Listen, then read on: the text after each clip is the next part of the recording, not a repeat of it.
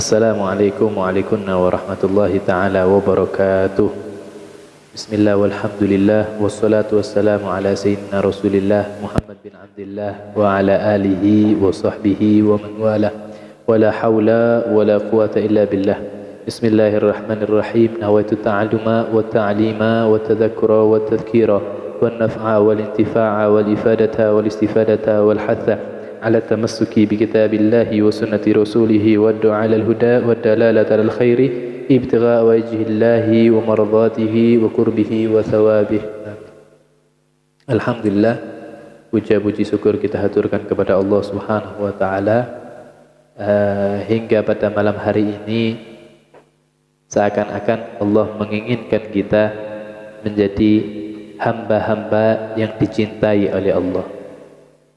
Kok bisa saya katakan kita diinginkan untuk menjadi hamba-hamba yang ingin dicintai oleh Allah Subhanahu wa taala? Gak lain gak bukan karena Allah berfirman, "Qul in kuntum tuhibbunallah fattabi'uni yuhibbukumullah." Allah katakan, wahai Muhammad, katakanlah kepada umatmu, kalau mereka mengaku cinta sama Allah, maka hendaknya mereka mengikutimu. Nah, apa sih buah daripada mereka mengikuti Nabi? Buah daripada mereka mengikuti Nabi adalah mereka dicintai sama Allah. Yuhibbukumullah, Allah cinta sama mereka. Nah, sekarang yang jadi pertanyaan, mungkin enggak orang ini bisa cinta sama Allah? Orang ini bisa, mungkin enggak orang ini bisa mengikuti Nabi Muhammad kalau mereka nggak kenal sama Nabi Muhammad? Jadi satu hal yang nggak mungkin di situ.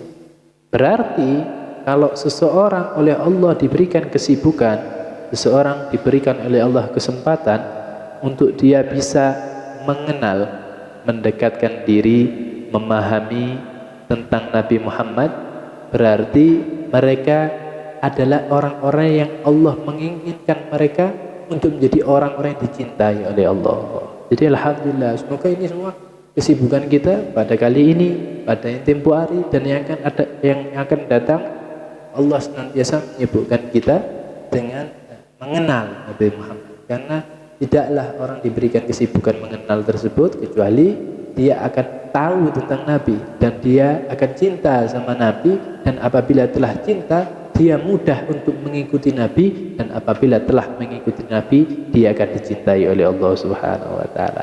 Amin. Semoga kita semua masuk dalam golongan tersebut. Amin ya rabbal alamin. Meneruskan tentang pelajaran kita, ya, menelaah bersama kita telah kita bacakan di dua pertemuan yang telah lewat berkaitan dengan akhwal, paman bibi Nabi dari ibunda beliau, di saudara-saudari daripada ibunda beliau. Dan bab yang akan kita bacakan kali ini adalah hijratuhu sallallahu alaihi wasallam. Hijrahnya baginda Rasul sallallahu alaihi wa alihi wasallam. Ini bab yang sangat azim, ya. Satu bab yang sangat besar yang memiliki makna yang begitu panjang, kisah yang begitu lebar, dan banyak rahasia-rahasia yang terjadi di dalam peristiwa tersebut.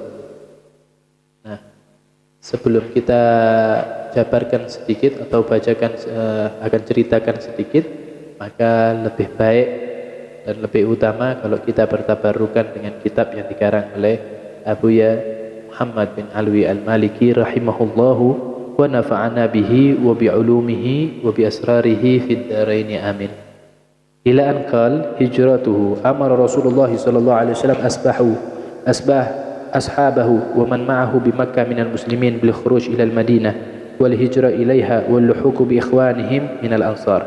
Wa qala inna Allah azza wa jalla ja'ala lakum ikhwanan wa daran ta'manuna biha fa kharaju arsalan wa aqama Rasulullah sallallahu alaihi wasallam bi Makkah yantadhiru al idna min Allah fil khuruj min Makkah wal hijra ila al Madinah.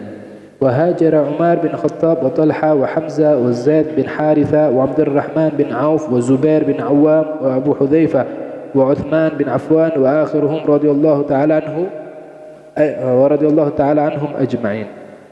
وتتابعت الهجرة ولم يتخلف مع رسول الله صلى الله عليه وسلم بمكة غير من حبس وفتن إلا علي بن أبي طالب وأبا بكر بن أبي قحافة رضي الله تعالى عنهما.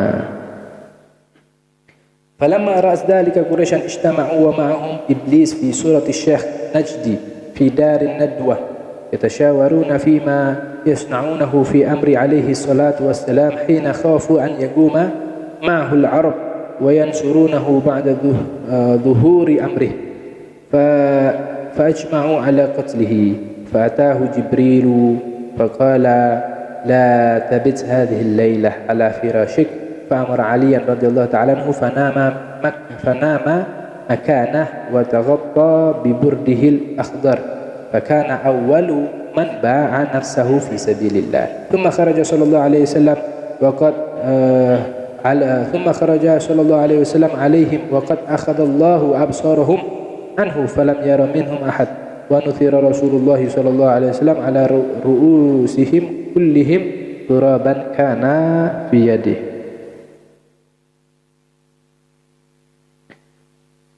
Ya, alhamdulillah kita baca hanya sebagian terlebih dahulu karena memang bab ini panjang seperti yang tadi sempat Al-Fakir singgung bahwasannya kisah hijrahnya Nabi tentu memiliki makna yang panjang ya, yang berkaitan dengan hal-hal sebelum hijrahnya Nabi.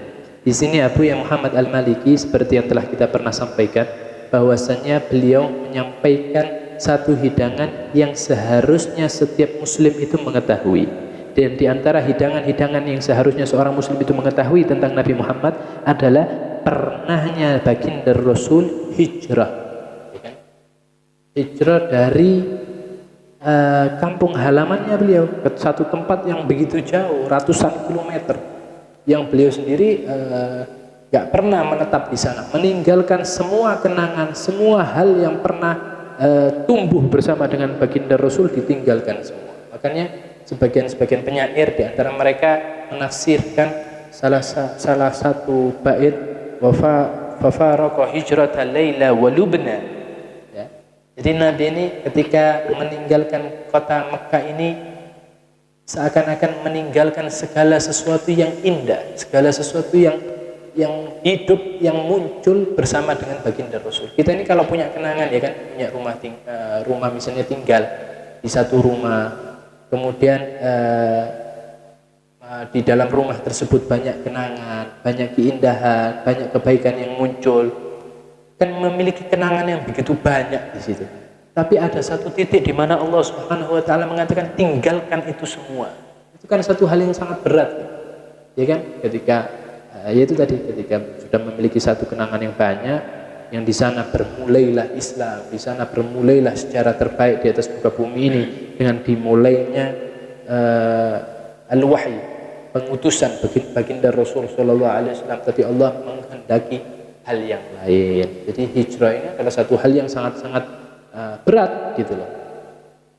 Dan ada beberapa hal yang di sini yang Abu Ya Muhammad Al-Maliki sodorkan hanya yang terpenting, mungkin juga untuk membawa wawasan kita bahwasanya hijrah di sini.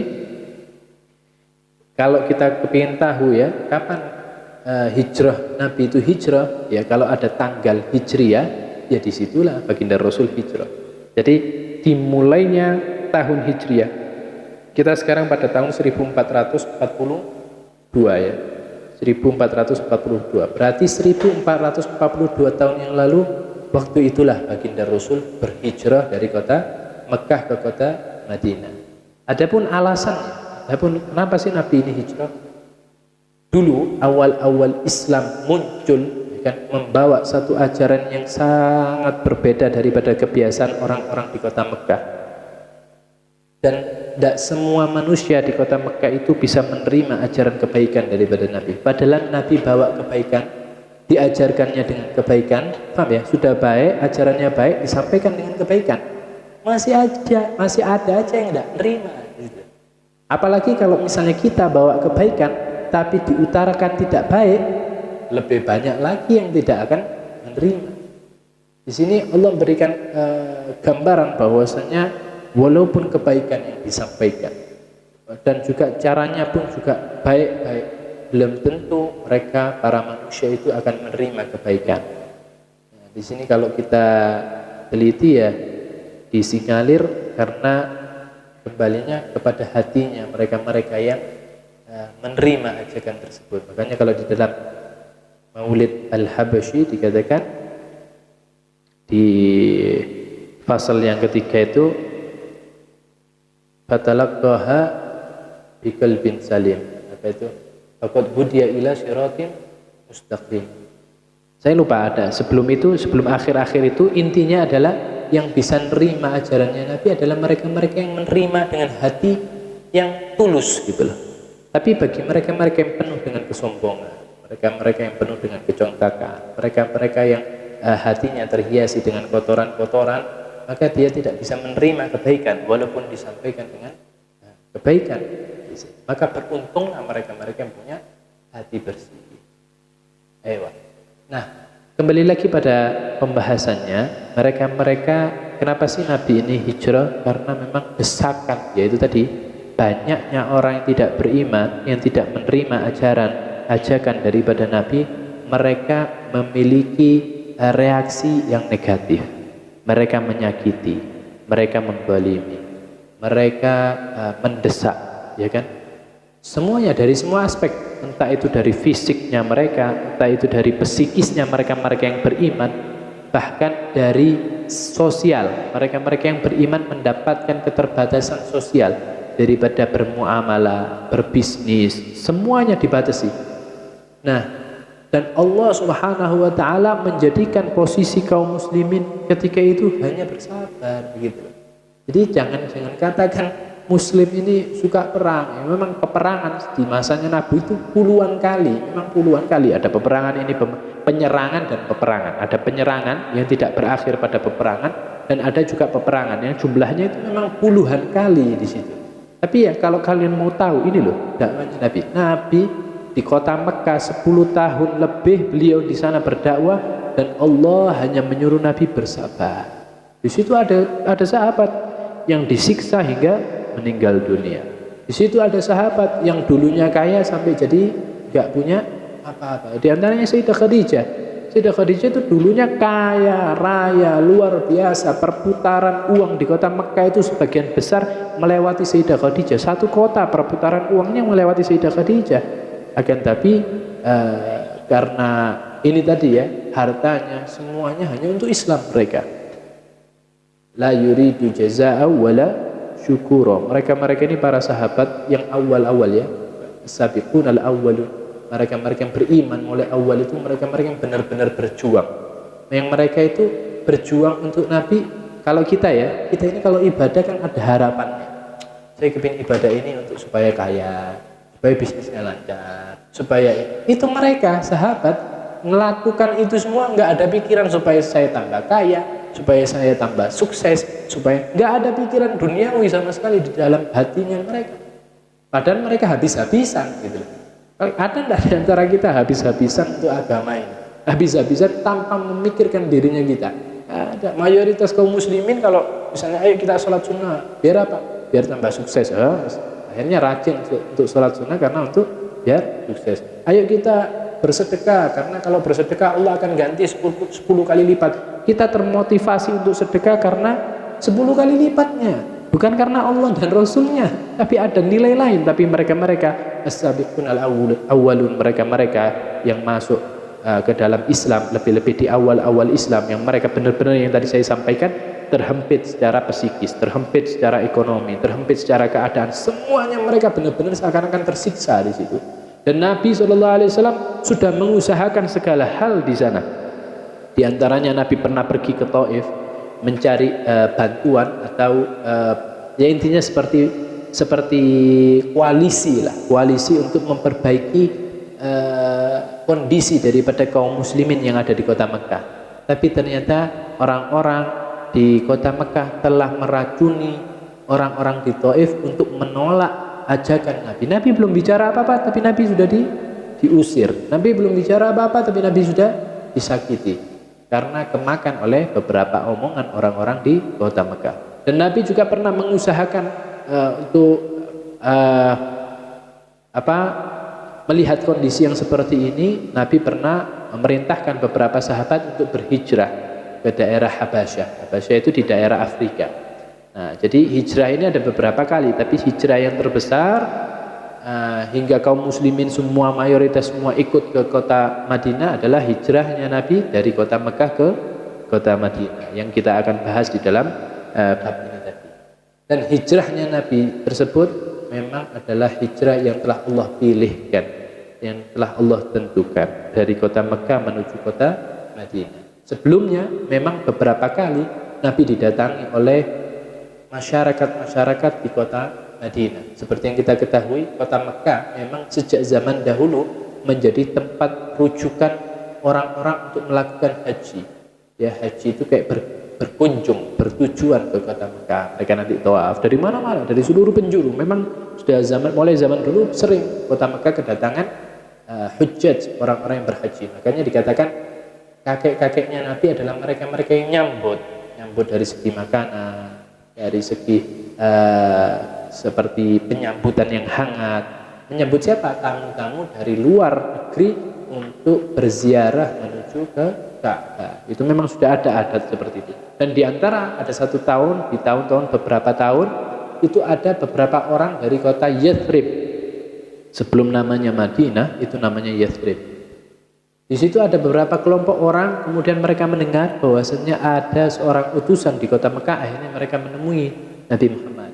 Dan di situ Nabi Muhammad membaiat mereka untuk beriman, kemudian tidak bermaksiat, tidak membunuh, kemudian juga tidak menyekutukan Allah dan tidak melakukan dosa-dosa besar. Dan mereka seperti sumpah, ya, bersumpah gitu ya. Kemudian sama Nabi disumpahi, kemudian mereka menerima akan sumpah tersebut. Kembalilah mereka ke Yathrib dan mereka menyerukan, mengkabarkan bahwasannya ada utusan yang terakhir dari Allah Subhanahu wa taala yang terletak di kota Mekah. Nah, jadi tersebarlah berita tentang Nabi Muhammad di kota Madinah. Setelah tersebar berita tentang Nabi Muhammad di kota Madinah, datanglah di tahun yang akan datang rombongan yang lebih banyak lagi. Gelombang kedua, ya. Akhirnya dibaiat lagi sama Nabi. Mereka datang memang untuk ketemu Nabi. Ketika mereka jumpa sama Nabi, mereka semua dapati semua tanda kenabian di dalam dirinya Nabi. Karena kita ketahui bahwasanya Nabi Muhammad SAW itu dinanti-nanti oleh banyak orang di kota Madinah. Kok bisa dinanti-nanti kedatangannya oleh banyak orang di kota Madinah? Ya seperti yang sampai kepada kita cerita daripada Raja Tuba. Raja Tuba ini seorang raja dari negeri Yaman, yang mana dia berencana dulunya, ya ceritanya agak sedikit panjang. Dia berencana untuk menghancurkan Ka'bah karena beberapa alasan. Dia memiliki niatan tersebut. Tiba-tiba ketika niatan itu muncul, raja ini tadi dijangkiti sebuah penyakit yang seluruh tabib di kerajaannya dia tidak pernah mendapati penyakit tersebut, dan obatnya tidak didapati sama dia. Akhirnya ada seseorang tabib mengatakan ini bukan penyakit biasa, ini penyakit dari Tuhan. Mungkin ada yang nggak beres daripada dirimu. Kemudian apa yang ada di dalam batinmu beberapa waktu ini? Maka Raja Tuba mengatakan, iya, saya berencana untuk menghancurkan Ka'bah. Akhirnya mereka ahli kitab yang memang tinggal, mereka para ahli kitab yang memang tinggal dengan Raja Tuba mengatakan, niatanmu nggak baik. Itu Ka'bah adalah tempat di mana Nabi akhir zaman akan bertawaf di dalam di Ka'bah tersebut. Jadi Ka'bah itu akan jadi tempat yang sakral, tempat yang mulia, yang suci, yang Allah siapkan untuk Nabi Muhammad. Nah, karena niatanmu tidak baik terhadap tempat yang akan menjadi tempatnya Nabi Muhammad, maka dari situlah kemungkinan Allah menyiksa dirimu. Makanya beberapa ahli kitab mengatakan kepada Raja Tuba, sudah, urungkan saja niatmu. Nah, kelak kau akan dapatkan kesembuhan. Oleh Raja Tuba diurungkan niatnya, dan karena banyaknya omongan-omongan yang dia terima tentang Nabi akhir zaman yang dulunya dia berniat untuk menghancurkan Ka'bah, justru dia kembali berbalik dengan niatan yang jauh lebih baik. Dia justru ingin memuliakan Ka'bah. Dia justru ingin menjadi satu orang yang memiliki kayak andil abadi di dalam keberadaan Ka'bah. Maka Raja Tuba bersama rombongannya pun bersegera untuk menuju kota Mekah untuk memuliakan Ka'bah, karena di sanalah tempat Nabi akhir zaman. Karena niatannya tadi berubah, subhanallah, Raja Tuba pun menjadi seseorang yang sehat, prima, dan hilanglah penyakit. Datanglah dia ke kota Mekah, dia muliakan Ka'bah itu, dia berikan kiswah, dia berikan penutup di Ka'bah, dan dia berikan banyak-banyak hal di sana ya. Di situ sampai dibikinkan syair yang begitu panjang. Yang bikin syair tersebut ya Raja Tuba sendiri, dan ketika itu Raja Tuba juga dikatakan oleh beberapa ahli kitab ya. Kalau kita ucapkan beberapa ahli kitab, yaitu mereka-mereka yang mempelajari kitab-kitab yang turun sebelum Al-Qur'an di situ. Dan orang-orang ahli kitab itu mengetahui bahwasanya kelak baginda Rasul akan pergi hijrah ke Yathrib, ke Madinah. Maka Raja Tuba meminta untuk diantarkan ke kota Madinah. Sampai di sana Raja Tuba ini senang, setiap saat senang, gembira. Akhirnya dia ini berkesibukan untuk memberikan torehan yang terbaik, yang dikenang sepanjang masa. Sampai yang terakhir dia beli satu petak tanah dan dia bangun tanah tersebut dengan rumah yang dia niatkan, kayaknya saya tidak akan nututi zamannya Nabi Muhammad, maka saya minimal beli rumah yang semoga dengan beli rumahnya saya ini kelak Nabi Muhammad ketika datang ke kota Madinah dia tinggal di rumah tersebut. Nah, ini rumah nanti akan menjadi rumah jujukannya Nabi Muhammad. Jadi zamannya Raja Tuba sama zamannya Nabi Muhammad ini jauh panjang. Sebagian riwayat mengatakan ratusan tahun, 100 tahun lebih gitu loh. Jadi tidak zaman nih. Maka Raja Tuba mengatakan di dalam syairnya, andai kata umurku sampai pada zaman di mana aku bisa menjumpai Nabi Muhammad, maka kalau perang saya yang di depan, saya jadi jenderalnya. Kalau Nabi Muhammad butuh bantuan, saya orang yang paling membantu. Jadi ya, gembira. Yang dulunya itu niatannya jelek, tapi karena kenal Nabi Muhammad di dalam kitab-kitab tersebut berubah menjadi orang yang mencintai. Tapi ya itu tadi, Raja Tuba itu zamannya jauh daripada Nabi Muhammad, akhirnya meninggal dunia. Dan seperti yang telah sampai kepada kita, kisah di mana ketika Nabi hijrah dari kota Mekah ke kota Madinah, seluruh orang yang di Madinah ini sudah kenal sama Nabi Muhammad. Ya kan tadi ada utusan yang pertama, bukan utusan, mereka para hujat yang pertama datang, kemudian kembali lagi ke kota Madinah menyampaikan tentang Nabi Muhammad. Akhirnya datang lagi yang kedua dengan rombongan yang lebih banyak. Mereka disumpah semua oleh Nabi Muhammad, Bai'atul Aqabah yang kedua. Kemudian mereka pulang ke kota Madinah, semakin tersebarlah dakwah Islam. Jadi sudah kondusif sebelum para muslimin ini hijrah ke kota Madinah. Orang-orang Madinah ini sudah siap untuk menerima para muhajirin, orang-orang yang berhijrah.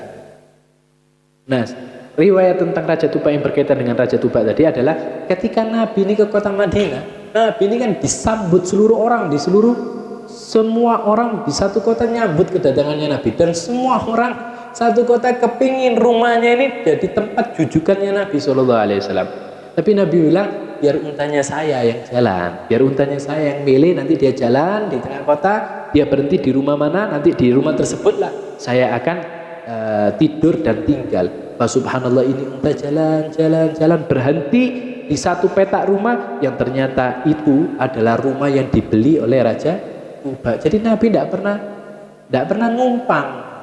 Nabi ini dimuliakan sama Allah. Nabi tinggal di rumahnya sendiri yang dibelikan oleh Raja Tuba. Semuanya Allah yang bikin gitu. Tidak ada satupun yang kebetulan. Sallallahu alaihi wasallam. Kembali lagi pada pembahasan tentang hijrahnya Nabi. Nabi memerintahkan kaum muslimin dan para sahabatnya untuk berhijrah bersama-sama ya. Hijrahnya ini orang-orang bergelombang, tidak langsung. Karena sebagaimana kita ketahui, orang-orang kafir di kota Mekah tidak meridhai akan hijrahnya Nabi, dan tidak meridhai, menyukai kalau ada pengikutnya Nabi berangkat hijrah. Jadi mereka memiliki niatan buruk, menghalangi, bahkan sebagian mereka itu menipu, hingga ada beberapa rombongan itu kasihan ya, saya baca Abu Jahal sama siapa gitu saudaranya ngikuti ketemu dengan dua orang yang sedang hijrah, ketemu di tengah jalan. Kemudian Abu Jahal dengan kecerdikannya dia mengatakan kepada salah satu di antara mereka, wahai fulan, saya lupa namanya, salah satu sahabatnya Nabi, dikatakan, ibumu itu bernazar, dia tidak akan menyisir rambutnya, dia tidak akan mandi, dan dia akan berjemur di tengah teriknya matahari sampai engkau pulang. Ya, digoda kayak gitu. Ini anaknya muslim, orang tuanya non muslim. Jadi sahabat itu kayak gitu, sering kayak gitu, kasihan kadang mereka itu kan beban batin ya. Tapi mereka itu walaupun kayak gitu itu punya, walaupun mereka muslim, ibunya non muslim, bukan berarti mereka jadi orang-orang yang durhaka sama ibunya gitu. Mereka punya jiwa yang kasihan. Tidak ada satupun ceritanya sahabatnya Nabi durhaka sama orang tuanya. Walaupun ngajinya sama Nabi, walaupun ajarannya berbeda, walaupun gini, walaupun ibunya bencinya sangat, tapi dia nggak pernah bentak sama ibunya, nggak pernah ngelawan sama ibunya. Masya Allah para sahabat ini. Karena dia itu digoroi sama Abu Jahal, dia itu merasa ini beneran kayaknya Abu Jahal kayak gitu. Dia tidak tega. Ibuku nanti setiap hari berjemur di bawah teriknya matahari. Dia tidak mau masuk ke dalam rumah dan dia tidak mau mandi, dia tidak mau menyisir rambutnya. Akhirnya temannya meyakinkan dia, sudah jangan kemakan sama omongannya Abu Jahal, itu bohong semua. Tapi dia kalau sudah disebut ibu ya tidak kuat. Anak itu kalau sudah disebut ibunya, apalagi pecinta ya, apalagi Nabi Muhammad ya kan, penyemai cinta. Nabi Muhammad itu penyebar cinta. Allah sang pemilik cinta, katanya Habiban Ahmad Ismail. Allah sang pemilik cinta, Nabi Muhammad ini penyebar cinta. Dan kita ini yang merawat cinta, para pengikutnya, para sahabat ini perawat cinta. Ya, karena disebarkan cinta, walaupun kepada orang tua, ya kan, walaupun kafir itu ada kecintaan di dalam batinnya mereka. Akhirnya dia kemakan sama omongannya Abu Jahal. Akhirnya temannya bilang, ya sudah kau balik, oh tidak apa-apa, sama Abu Jahal, sama itu saudaranya Abu Jahal atau temannya Abu Jahal, bertiga lah, saya tak teruskan perjalanan saya untuk berhijrah. Ternyata benar, di tengah jalan langsung disekap dia, langsung ditaliin dia, kemudian mulutnya dibungkam sampai di kota Mekah dipermalukan. Abu Jahal masuk ke kota Mekah seraya mengatakan kepada orang-orang di kota tersebut, wahai orang-orang di dalam kota, hinakanlah mereka-mereka yang berhijrah dengan cara seperti itu. Jadi mereka kayak sepakat untuk menghalang-halangi kaum muslimin untuk berhijrah. Makanya mereka-mereka yang hijrah ini sudah lillahi ta'ala sudah. Walaupun hartanya diambil sama orang-orang Mekah, yang penting saya hijrah, yang penting saya ikut sama Nabi. Berangkat dari kota Mekah ke kota Madinah itu banyak daripada mereka itu nggak berbekal. Sedangkan perjalanan ini jauh, ratusan kilometer. Mereka lakukan itu semua karena Allah Subhanahu wa taala, karena Rasulnya. Tidak kepikiran saya nanti mau jadi orang sukses, tidak kepikiran saya jadi orang kaya. Masya Allah ya, kemurnian imannya mereka ini tinggi para sahabat ini. Jadi mereka berhijrah berduyun-duyun dan mereka sembunyi-sembunyi, karena menjauhi daripada niatan-niatan orang-orang Mekah yang menghalang-halangi hijrahnya mereka. Di mana baginda Rasul pernah bersabda, sesungguhnya Allah Subhanahu wa taala telah menjadikan kepada kalian saudara. Jadi Nabi sudah mengkabarkan, wahai sahabat-sahabatku di kota Mekah, Allah ini sudah mempersaudarakan kalian ada di kota Madinah, saudara-saudara kalian. Yang mana nanti kalian ini akan memiliki rumah juga di sana dan kalian akan aman di sana. Jadi jaminan dari Allah. Maka mereka keluarlah berduyun-duyun. Itulah salah satu sebab daripada hijrahnya Nabi dan para sahabat. Adapun kisah-kisah yang berkaitan dengan hijrahnya Nabi, insya Allah akan kita lebih dalami lagi di pertemuan yang akan datang.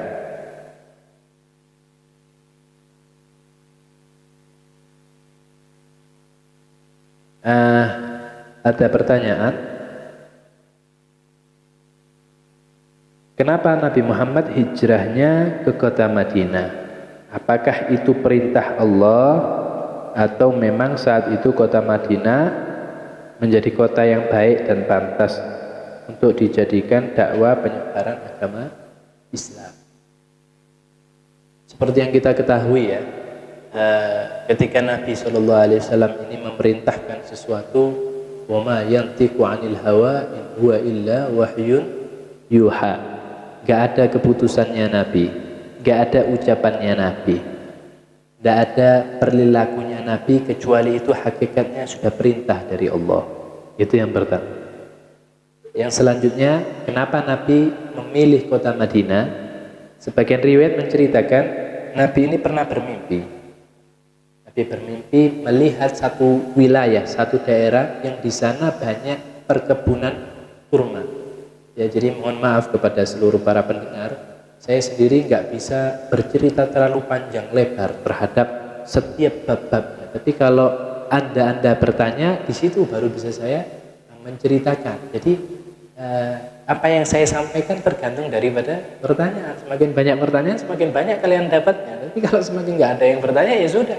Saya sendiri juga batas-batasin, karena kalau kita ungkap semua nggak akan hatam-hatam ini nanti. Jadi kita berikan apa yang cukup aja, seperti niatannya Abuya Muhammad Al-Maliki. Tapi karena ada pertanyaan seperti ini, maka kita akan ceritakan. Jadi Nabi bermimpi. Seperti yang kita ketahui, mimpinya para anbiya adalah wahyu dari Allah, ilham dari Allah, perintah dari Allah. Itu mimpinya para anbiya.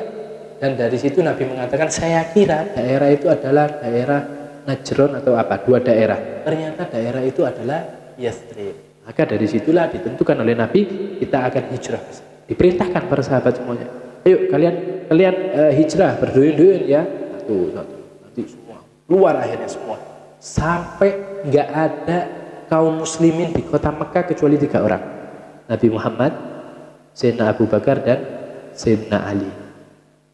Itu Sayyidina Abu Bakar juga demikian. Itu Sayyidina Abu Bakar itu sudah mencari momen yang terbaik antara dirinya dengan baginda Rasul. Dia itu sahabat ini cari-cari. Kalau bahasanya kita ya, bahasa kasarnya gitu tuh cari muka. Tapi cari muka kepada guru itu satu hal yang dihalalkan. Kalau cari muka sama manusia ini satu dosa yang sangat besar. Tapi kalau cari muka sama guru atau cari muka lagi sama Nabi Muhammad, ini satu hal yang mereka inginkan gitu. Jadi Sayyidina Abu Bakar itu pernah gitu loh. Sayyidina Abu Bakar dalam hatinya kepingin Nabi ini muka-muka hijrahnya sama aku. Saya yang nemeni Nabi Muhammad. Jadi Sayyidina Abu Bakar tanya, ya Rasul, apakah saya hijrah? Gitu. Apa aku budal dhisik gitu? Budal duluan, berangkat duluan gitu. Tapi Sayyidina Abu Bakar tahu gitu loh. Jadi hanya mancing, omongannya itu mancing supaya Nabi itu menunjuk dirinya sendiri untuk jadi pengikutnya, untuk jadi peneman. Maka katanya baginda Rasul, kamu tidak usah hijrah dulu. Akhirnya dia berbunga, tanya Sayyidina Abu Bakar, saya yang dipilih sama Nabi Muhammad untuk nemeni Nabi Muhammad hijrah ke kota Madinah. Dan di situ nanti Sayyidina Ali menggantikan, insya Allah akan kita kisahkan, Sayyidina Ali akan menggantikan Nabi di ranjangnya. Dan disitulah pertama kali orang di dalam Islam yang mendermakan, bersiap diri mendermakan nyawanya di jalan Allah Subhanahu wa Ta'ala. Siapa yang pertama kali mendermakan nyawanya, siap mendermakan nyawanya? Imam Ali. Dan tahu kan umurnya Imam Ali berapa tahun? Bukan 20 tahun, bukan 25 tahun. Kalau kita mikir kita sebagai orang muslim ya Rasul sama-sama yang dikorbankan yang tua aja gitu kan. Jadi tidak, Imam Ali di usia yang masih muda dan matang-matangnya, ibarat orang kalau masih muda kan punya masa depan yang lebih cemerlang.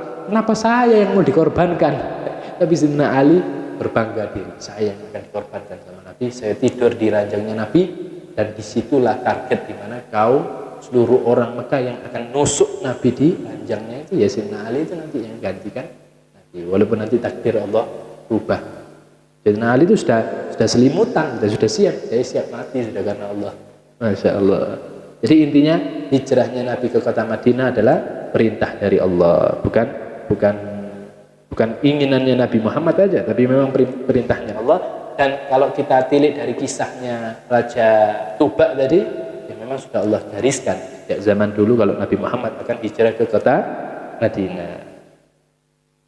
Adapun alasan-alasan ini hanya akibat aja atau hikmah aja. Kenapa kok Nabi ini hijrahnya ke kota Madinah? Itu banyak manfaatnya, hikmah-hikmahnya, diantaranya memang menjadi salah satu yaitu tadi seperti yang disampaikan, tempat yang paling pas untuk menyemai atau mengembangkan dakwanya Nabi. Salah satunya, walaupun di situ ada 1 juta hikmah dari hijrahnya Nabi, kenapa kok yang dipilih di kota Madinah? Wallahu ta'ala alam. Terima kasih banyak atas pertanyaannya. Barakallahu fikum. Saya rasa untuk pertemuan kali ini cukup, dan insyaallah di pertemuan yang akan datang kita akan kisahkan sedikit tentang hijrahnya Nabi, masa-masa di mana Nabi hendak keluar daripada rumah. Telah kita kisahkan tadi ya, bahwasanya sahabat mulai berhijrah satu persatu sampai Nabi Muhammad dan Sayyidina Abu Bakar dan Sayyidina Ali ditinggalkan bertiga di kota Mekah. Walaupun nanti ada beberapa kaum muslimin yang memang sama Nabi ini untuk tidak hijrah duluan. Caranya putri-putrinya Nabi ada yang ditinggal dulu di kota Mekah. Wallahu ta'ala alam. Semoga yang sebelum ini memberikan kemanfaatan buat al-fikir dan para pendengar.